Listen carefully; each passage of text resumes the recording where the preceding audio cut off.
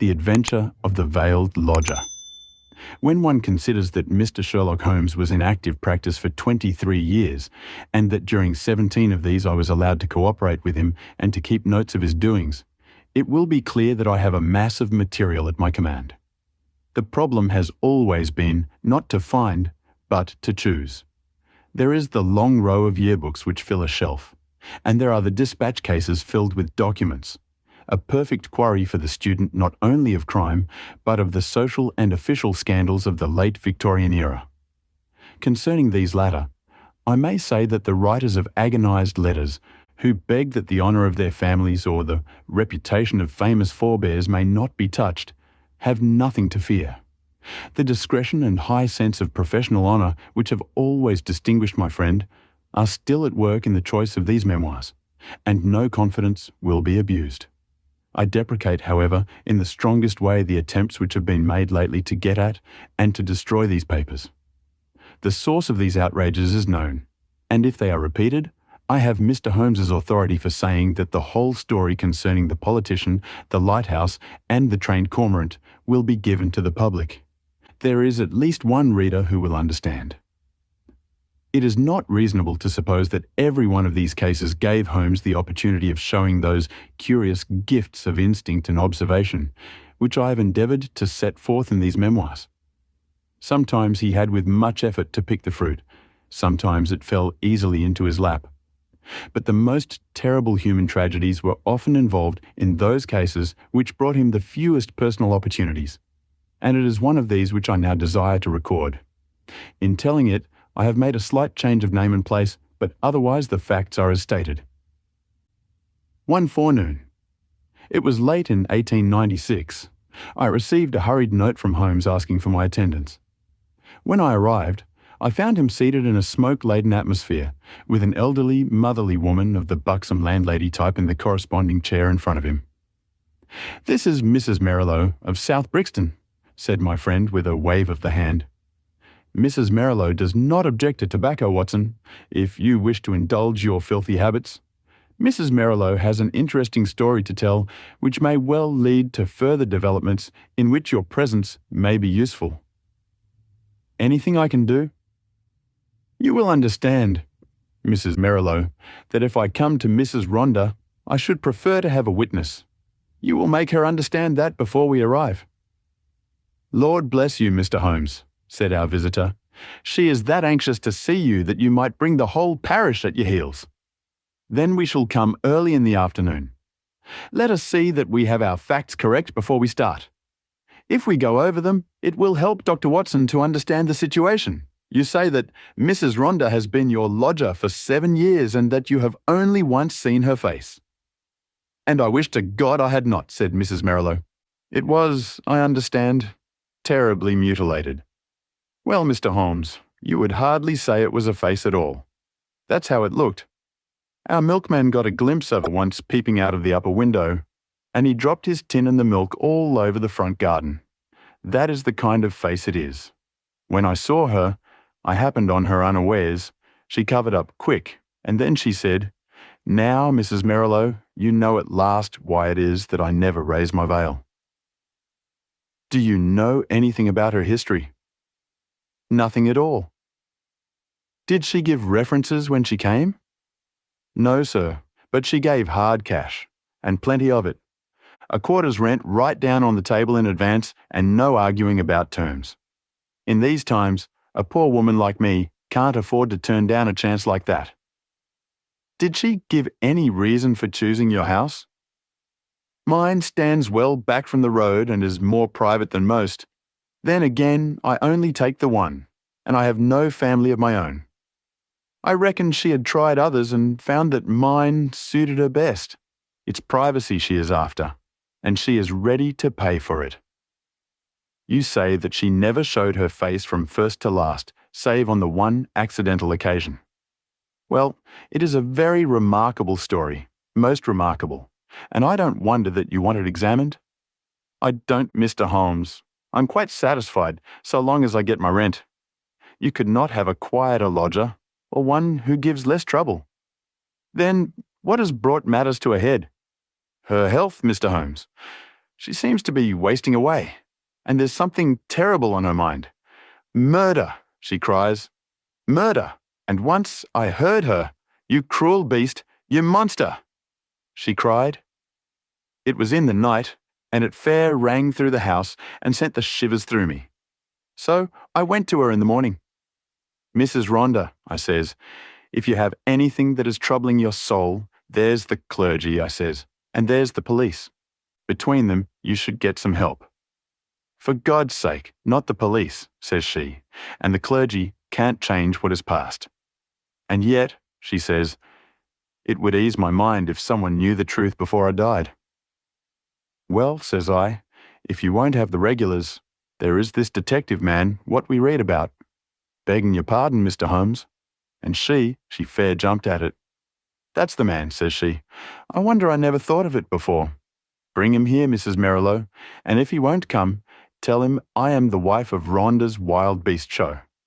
Say that, and give him the name Abbas Parva.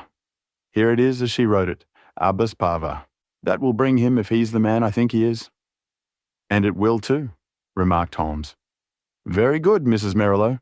I should like to have a little chat with Dr. Watson. That will carry us till lunchtime. About 3 o'clock you may expect to see us at your house in Brixton. Our visitor had no sooner waddled out of the room. No other verb can describe Mrs. Merrilot's method of progression than Sherlock Holmes threw himself with fierce energy upon the pile of commonplace books in the corner. For a few minutes there was a constant swish of the leaves, and then, with a grunt of satisfaction, he came upon what he sought. So excited was he that he did not rise, but sat upon the floor like some strange Buddha, with crossed legs, the huge books all round him, and one open upon his knees. The case worried me at the time, Watson.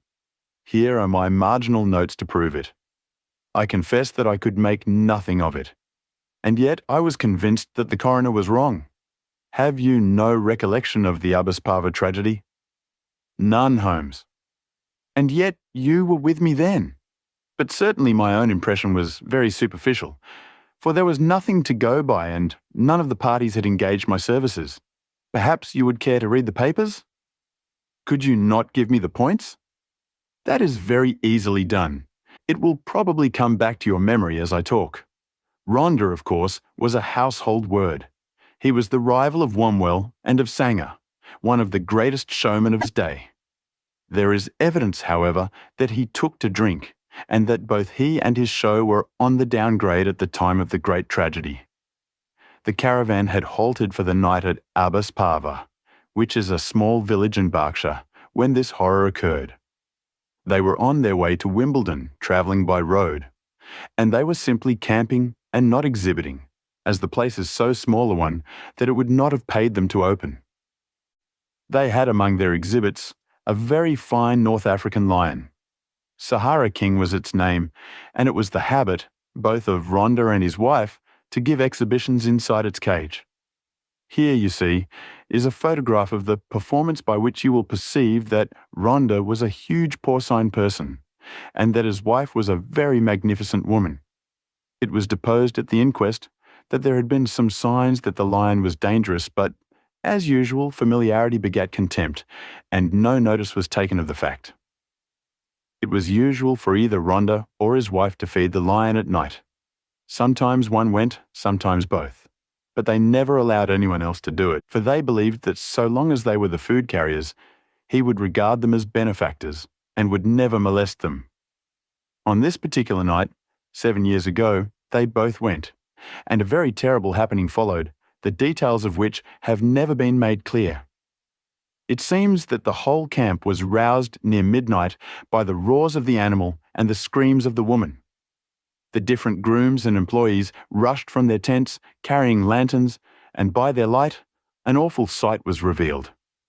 Rhonda lay, with the back of his head crushed in and deep claw marks across his scalp, some 10 yards from the cage, which was open. Close to the door of the cage lay Mrs. Rhonda upon her back, with the creature squatting and snarling above her. It had torn her face in such a fashion that it was never thought that she could live. Several of the circus men, headed by Leonardo, the strong man, and Griggs, the clown, drove the creature off with poles, upon which it sprang back into the cage and was at once locked in. How it had got loose was a mystery. It was conjectured that the pair intended to enter the cage, but that when the door was loosed, the creature bounded out upon them. There was no other point of interest in the evidence save that the woman, in a delirium of agony, kept screaming, "Coward! Coward!" as she was carried back to the van in which they lived. It was 6 months before she was fit to give evidence, but the inquest was duly held, with the obvious verdict of death from misadventure. "What alternative could be conceived?" said I. "You may well say so." And yet, there were 1 or 2 points which worried young Edmonds of the Berkshire Constabulary. A smart lad, that. He was sent later to Allahabad. That was how I came into the matter, for he dropped in and smoked a pipe or two over it. A thin, yellow-haired man?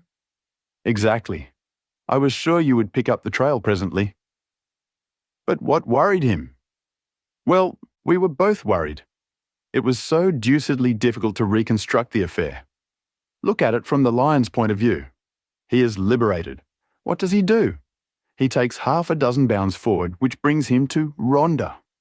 Rhonda turns to fly. The claw marks were on the back of his head, but the lion strikes him down. Then, instead of bounding on and escaping, he returns to the woman, who was close to the cage, and he knocks her over and chews her face up. Then again, those cries of hers would seem to imply that her husband had in some way failed her. What could the poor devil have done to help her? You see the difficulty? Quite. And then there was another thing. It comes back to me now as I think it over. There was some evidence that just at the time the lion roared and the woman screamed, a man began shouting in terror. This man Rhonda, no doubt. Well, if his skull was smashed in, you would hardly expect to hear from him again. There were at least 2 witnesses who spoke of the cries of a man being mingled with those of a woman. I should think the whole camp was crying out by then. As to the other points, I think I could suggest a solution. I should be glad to consider it. The 2 were together, 10 yards from the cage, when the lion got loose. The man turned and was struck down. The woman conceived the idea of getting into the cage and shutting the door. It was her only refuge. She made for it, and just as she reached it, the beast bounded after her and knocked her over. She was angry with her husband for having encouraged the beast's rage by turning. If they had faced it, they might have cowed it.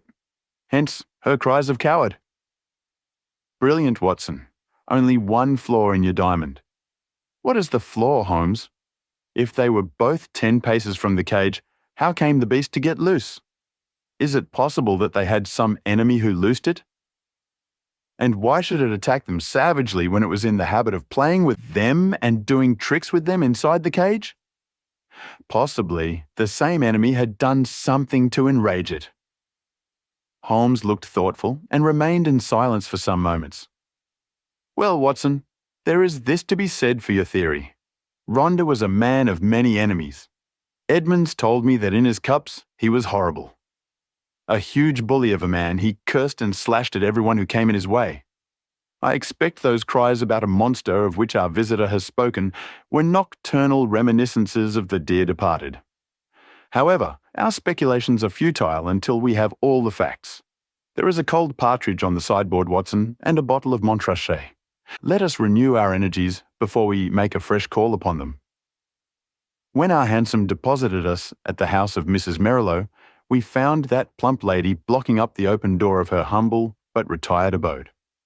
It was very clear that her chief preoccupation was lest she should lose a valuable lodger, and she implored us, before showing us up, to say and do nothing which could lead to so undesirable an end.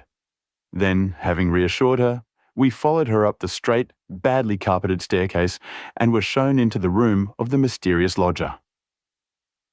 It was a close, musty, ill-ventilated place, as might be expected since its inmates seldom left it. From keeping beasts in a cage, the woman seemed, by some retribution of fate, to have become herself a beast in a cage. She sat now in a broken armchair in the shadowy corner of the room. Long years of inaction had coarsened the lines of her figure, but at some period it must have been beautiful and was still full and voluptuous. A thick, dark veil covered her face, but it was cut off close at her upper lip and disclosed a perfectly shaped mouth and a delicately rounded chin. I could well conceive that she had indeed been a very remarkable woman. Her voice, too, was well modulated and pleasing. "My name is not unfamiliar to you, Mr. Holmes," said she. "I thought that it would bring you." "That is so, madam, though I do not know how you are aware that I was interested in your case. I learned it when I had recovered my health and was examined by Mr. Edmonds, the county detective. I fear I lied to him. Perhaps it would have been wiser had I told the truth." "It is usually wiser to tell the truth. But why did you lie to him?" "Because the fate of someone else depended upon it. I know that he was a very worthless being, and yet I would not have his destruction upon my conscience. We had been so close. So close." "But has this impediment been removed?" "Yes, sir. The person that I allude to is dead." "Then why should you not now tell the police anything you know?" "Because there is another person to be considered. That other person is myself. I could not stand the scandal and publicity which would come from a police examination. I have not long to live, but I wish to die undisturbed.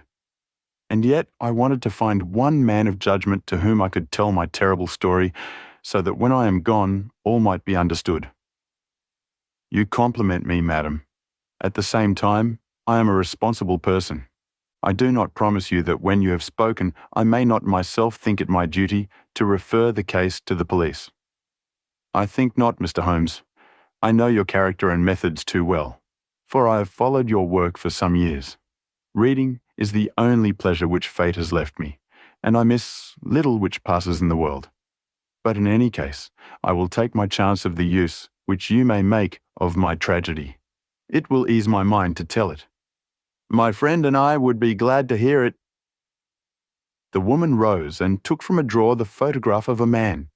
He was clearly a professional acrobat, a man of magnificent physique, taken with his huge arms folded across his swollen chest and a smile breaking from under his heavy moustache, the self-satisfied smile of the man of many conquests. "That is Leonardo," she said. "Leonardo, the strong man who gave evidence." "The same. And this is my husband." It was a dreadful face, a human pig, or rather, a human wild boar, for it was formidable in its bestiality. One could imagine that vile mouth champing and foaming in its rage, and one could conceive those small, vicious eyes darting pure malignancy as they looked forth upon the world. Ruffian, bully, beast, it was all written on that heavy, jowled face. Those two pictures will help you, gentlemen, to understand the story. I was a poor circus girl brought up on the sawdust and doing springs through the hoop before I was 10. When I became a woman, this man loved me, if such lust as his can be called love, and in an evil moment I became his wife. From that day I was in hell, and he, the devil who tormented me. There was no one in the show who did not know of his treatment. He deserted me for others. He tied me down and lashed me with his riding whip when I complained. They all pitied me, and they all loathed him. But what could they do? They feared him, one and all. For he was terrible at all times and murderous when he was drunk. Again and again he was had up for assault, and for cruelty to the beasts, but he had plenty of money and the fines were nothing to him. The best men all left us, and the show began to go downhill. It was only Leonardo and I who kept it up, with little Jimmy Griggs, the clown. Poor devil, he had not much to be funny about, but he did what he could to hold things together. Then Leonardo came more and more into my life. You see what he was like. I know now the poor spirit that was hidden in that splendid body. But compared to my husband, he seemed like the angel Gabriel.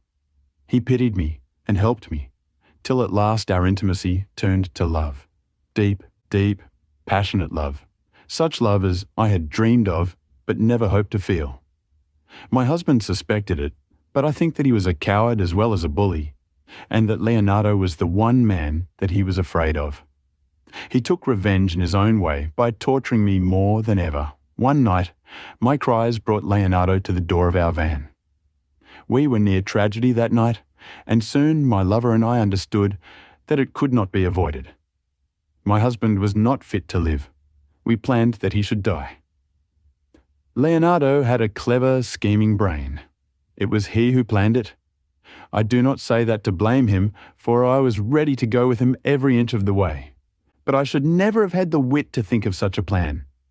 We made a club, Leonardo made it, and in the leaden head he fastened 5 long steel nails, the points outward, with just such a spread as the lion's paw. This was to give my husband his death blow, and yet to leave the evidence that it was the lion, which we would loose, who had done the deed. It was a pitch-dark night when my husband and I went down, as was our custom, to feed the beast. We carried with us the raw meat in a zinc pail. Leonardo was waiting at the corner of the big van, which we should have to pass before we reached the cage. He was too slow, and we walked past him before he could strike. But he followed us on tiptoe, and I heard the crash as the club smashed my husband's skull. My heart leapt with joy at the sound. I sprang forward, and I undid the catch which held the door of the great lion's cage. And then the terrible thing happened. You may have heard how quick these creatures are to scent human blood, and how it excites them. Some strange instinct had told the creature in one instant that a human being had been slain. As I slipped the bars, it bounded out and was on me in an instant. Leonardo could have saved me. If he had rushed forward and struck the beast with his club, he might have cowed it. But the man lost his nerve. I heard him shout in his terror, and then I saw him turn and fly. At the same instant, the teeth of the lion met in my face. Its hot, filthy breath had already poisoned me, and I was hardly conscious of pain. With the palms of my hands, I tried to push the great, steaming, blood-stained jaws away from me, and I screamed for help. I was conscious that the camp was stirring, and then dimly I remembered a group of men. Leonardo, Griggs, and others, dragging me from under the creature's paws. That was my last memory, Mr. Holmes, for many a weary month. When I came to myself and saw myself in the mirror, I cursed that lion. Oh, how I cursed him. Not because he had torn away my beauty, but because he had not torn away my life.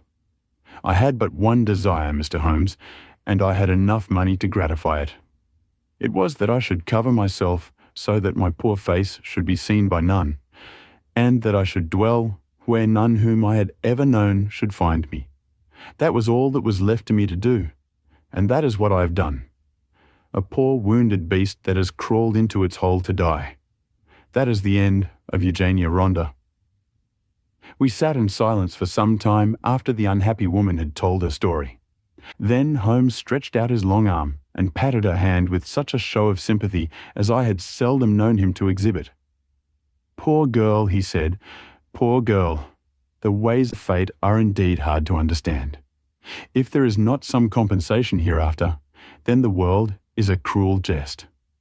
But what of this man, Leonardo? I never saw him or heard from him again.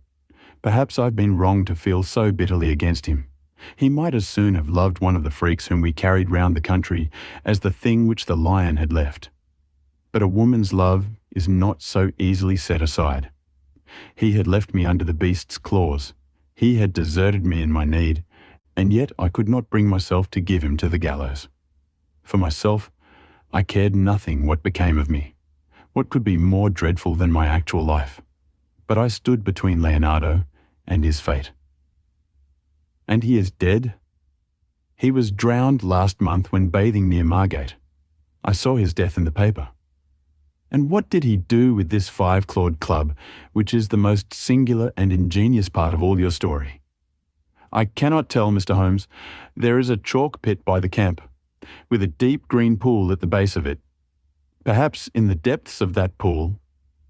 Well, it is of little consequence now. The case is closed.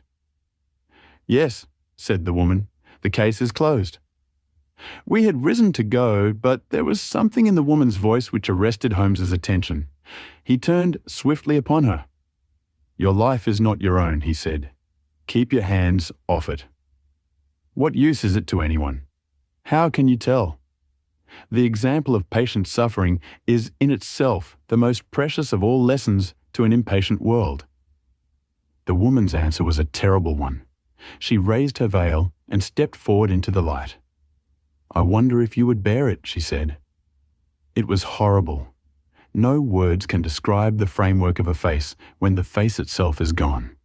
Two living and beautiful brown eyes looking sadly out from that grisly ruin did but make the view more awful. Holmes held up his hand in a gesture of pity and protest. Together, we left the room. 2 days later, when I called upon my friend, he pointed with some pride to a small blue bottle upon his mantelpiece. I picked it up. There was a red poison label. A pleasant almondy odour rose when I opened it. "Prussic acid?" said I. "Exactly. It came by post. I send you my temptation. I will follow your advice." That was the message. "I think, Watson, we can guess the name of the brave woman who sent it.